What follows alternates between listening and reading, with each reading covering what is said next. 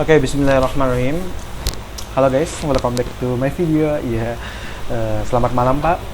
Jadi di sini nama saya Muhammad Festi Putra, NIM 120784138 dari kelas SI IPA 204. Saya akan menjelaskan tentang modul 8, transisi dan reanalisis ke desain menggunakan diagram interaksi. Oke, tujuan dari modul ini adalah menjelaskan tujuan dan unsur-unsur modul desain, mengidentifikasi elemen-elemen penting dari diagram komunikasi WML, membuat tampilan diagram komunikasi model desain, mengidentifikasi elemen-elemen penting dari diagram urutan WML, dan membuat tampilan diagram urutan dari model desain. Di peta prosesnya kita lihat udah dari aktor, kita udah pelajari model persyaratan, model arsitektur, model desain, model solusi. Oke, jadi yang sekarang kita ada di step untuk membuat diagram interaksi. Nah, untuk model desain itu dibuat dari model persyaratan, use case, dan model demand, di mana model desain digabung dengan model arsitektur untuk menghasilkan model solusi. Seperti yang digambar, kita sekarang lagi belajar desain model. Oke. Terus untuk diagram interaksi WML adalah nama kolektif untuk diagram berikut, yaitu diagram urutan, diagram komunikasi, dan diagram ikhtisar interaksi. Terus setiap diagram interaksi WML digunakan untuk menunjukkan urutan interaksi yang terjadi antara objek selama satu atau dua skenario use case, satu bagian dari skenario use case. Dan diagram interaksi WML juga dapat digunakan untuk menunjukkan urutan interaksi yang terjadi antara keduanya, yaitu sistem dan subsistem. Di sini juga kita akan membandingkan analisis dan desain, di mana analisis membantu Anda memodelkan apa yang diketahui tentang proses bisnis yang harus didukung oleh sistem, use case, dan domain model. Desain membantu Anda memodelkan bagaimana sistem akan mendukung proses bisnis. Model desain terdiri dari boundary UI component, service component, dan entity component. Ada analisis kekokohan, di mana analisis robustness adalah proses yang membantu dalam mengidentifikasi komponen desain yang akan diperlukan dalam desain. Bisa dilihat di gambarnya ada recruitment model yang diperlukan di dalam desain model. Nah, itu yang namanya proses analisis kekokohan. Oke, kita skip aja untuk slide ini, di mana ada juga komponen batas, di mana di kelas batas atau komponen digunakan untuk interaksi model antara sistem dan aktornya. Jadi dalam sistem ke aktor ada sebuah interaksi, itu yang disebut komponen batas. Terus ada komponen pelayanan seperti yang digambar.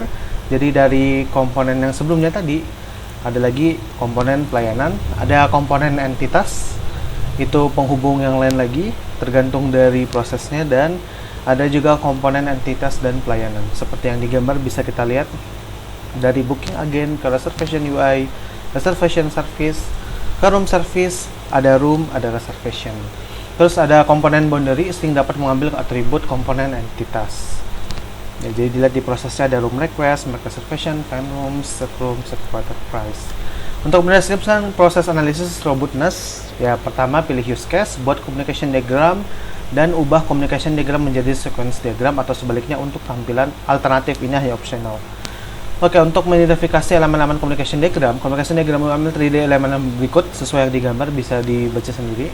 Ada juga variasi dari communication diagram sebelumnya. Nah, jadi sebuah pesan dapat menunjukkan 1 nama pesan, 2 panah arah, 3 nomor urut, 4 daftar parameter, 5 kondisi penjaga, dan 6 parameter pengembalian. Untuk membuat sebuah diagram komunikasi, pertama kita pilih use case yang sesuai, tempatkan aktor dalam diagram komunikasi, jangan di luar, di dalam. Di dalam diagram komunikasi, 2 menganalisis form use case atau diagram aktivitas untuk use case. Untuk setiap tindakan dalam use case bisa dibaca sendiri di PowerPoint. Langkah pertama, tempatkan aktor di diagram. Oke, seperti contohnya di gambar ada aktor booking agent.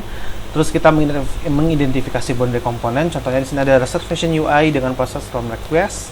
Terus ada lagi service komponen, di mana ini ada reservation service. Terus ada mengidentifikasi entity komponen, ada reservation.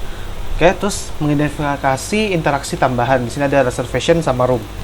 Terus mengidentifikasi metode tambahan atau proses-proses yang akan terjadi di diagram kita ini. Nah, contohnya ini adalah kurang lebih lengkap dari diagram ini sendiri.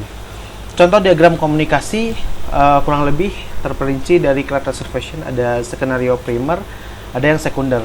Kalau berhasil gimana, kalau seandainya nggak berhasil gimana. Nah, ini contoh diagram komunikasi 1.